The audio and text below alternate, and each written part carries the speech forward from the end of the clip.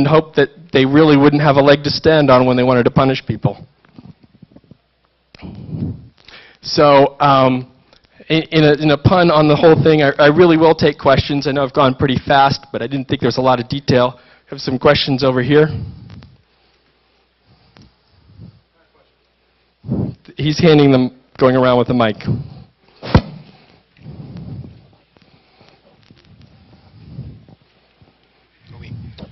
My question is, did you have any analysis on how many people actually fell for it out of the 200? Did you have like base numbers or anything like that? Well, part of it is that I didn't try to tag any of the emails so I'd have an accurate count of who read it and who fell for it. I mean, obviously I could have used an HTML email and put a bug in there and had some better analysis, but I didn't want to know who fell for it and who didn't. The other thing is during the exercise, I was asked to pull the plug on my connection. They had to call me over voice, and they sort of still didn't figure out that I was on the VPN, and they could have done it themselves. But I did pull the plug. So it was only for about an hour and 15 minutes the site was live, and so I really don't know how many people actually read their email. I got an awful lot of hits in an hour and 15 minutes, besides the guy doing the web inspect scan. Again, I set it up so I don't know who fell for it and who didn't. Just by the number of people that told me they fell for it, I probably had at least 10% of the people actually tell me that they fell for it. So that can give you an idea of what the numbers might have been. And, oh, by the way, my downfall is that I thought I was sending it only to security people, but one of the lists was a sort of a strategic company-wide strategic security list, and there was a guy in there from the corporate communications group, and of course it was a corporate communications email address that I was spoofing to send it out, and he didn't appreciate that too much, and he had enough seniority. So I was actually on the phone with management in my chain saying, oh, this is a great idea. I want to set you up with a conference call with a customer next week to talk about selling it to them. And then he calls me back 5 minutes later and says, cancel that. So questions, where's the mic? Okay, yep. Did you actually meet your goal? Did you actually increase awareness within your own company? Yes. So there was some benefit to doing this. There was certainly an effort by the technical people responsible for sending out corporate emails to get them signed. There was a lot of discussion. I didn't actually stay there long enough to find out. I went into this knowing that if I got fired, it was no big deal because I was really kind of depressed about being there anyway. So, that wasn't a big risk. I was okay if I got fired. I cleared that with my wife ahead of time. I'm like, honey, I might get fired.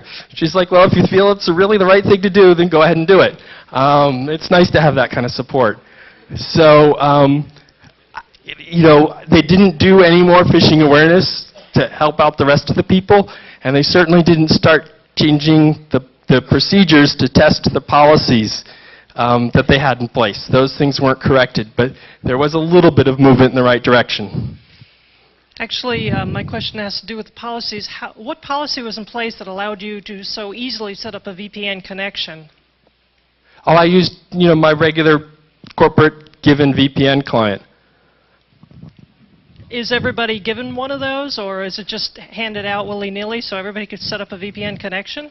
No, I had authenticated with my secure ID token. I mean, this is a corporate VPN. I mostly did remote work, so I mostly worked from home. And but a large number of the people in the corporation had VPN connections in. And again, I was authenticated through secure ID. It was pretty obvious it was me. Yes.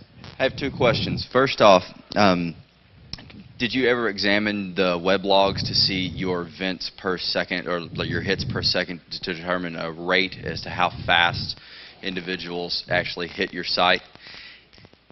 I tried. The problem was, and I actually talked to some people clicked on things more than once. Of course. And I was seeing a lot of proxy servers in the IP addresses that I was getting. It wasn't consistent. I had tested it myself, and my system was using through the proxy server. So a lot of the IP addresses I've got are the proxy servers. So I see 10 within a 5-second period from the same IP address. I don't know if that's one guy clicking on stuff, or if that's a bunch of different people just happen to go to that one proxy server. Well, regardless of that, if you could just tell, like, basically your threshold of how many per second, regardless of the source or anything of that nature, I think that'd be an interesting metric to look at. The other thing is that you say it's awareness, but the awareness typically comes at the end with like some type of training or things of that nature. Did that ever happen? And because this really doesn't seem that it was awareness, this more seems as though, to me, that it was an unauthorized attack by an authorized user.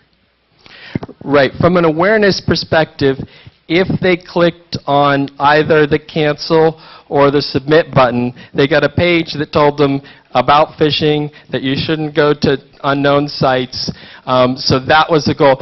In an ideal setting, that would have been followed up with a corporate-wide announcement that this test had been done. Of course, they weren't going to do that because they didn't want to admit that I had done it, just like they didn't want to admit that they had lost our Social Security numbers.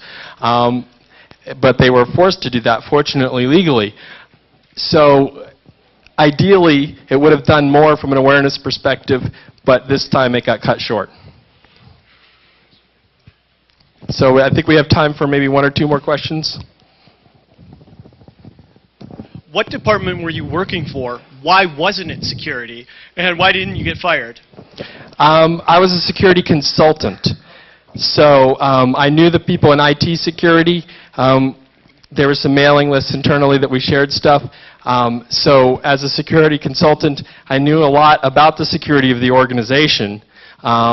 And I was given a formal written reprimand that put on my records that's sort of HR covering their butts. If I kept doing bad things, then they'd be able to fire me without any recompense. But my management chain was really supportive of me. And so they went in there defending me, saying explicitly he was not being malicious. He thought he was doing the right thing.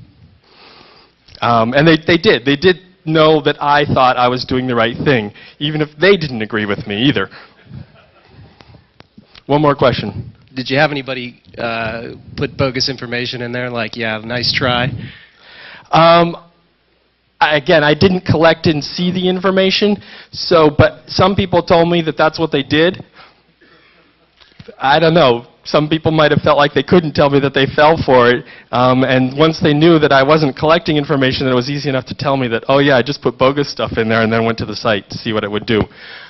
Some of the people that I think actually did that to see what it would do, especially on the investigative team. I think they felt the responsibility to try to go and see what was going to happen next. So, well, thank you. Is there someone else coming up?